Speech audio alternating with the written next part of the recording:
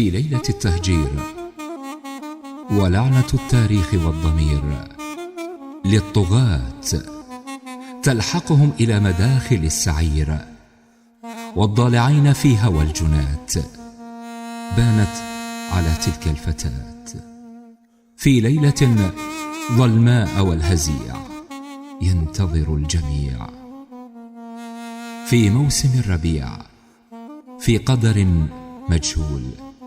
ما المصير؟ وتسكت الرجال والجنات، ينتحر الحياء والحياة،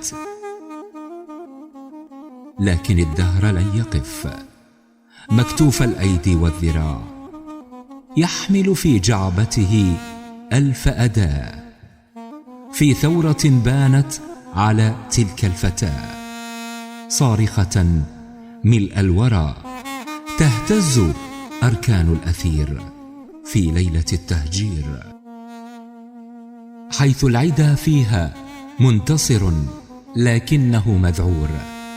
في ساعة النفير انتفضت تلك الفتاة صارخة طول المدى، إن مزقوا هوية الشخصية، إن صادروا شهادة الجنسية، إن سلبوا من دارنا وثائق الرسمية، أصرخ ما بين الملأ ملء الورى باللهجة الفيلية، كردية كردية كردية، لن أترك أرضي أنا للثلة البعثية، ولتشهد البرية في ليلة التهجير.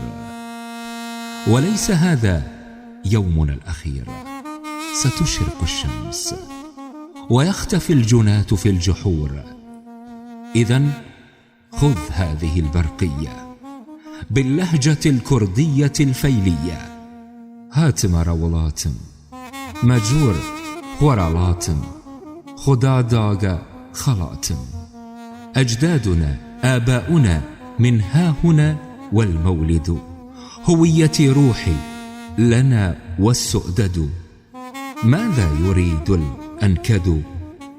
وينتهي السجال بالعودة الأبية، إن مزقوا هوية الشخصية، روحي أنا هوية الشخصية، هويتي كردية كردية كردية فيلية، طاهرة نقية من تربة عراقنا السخية، في رحمها كامنة قوتنا الفتية.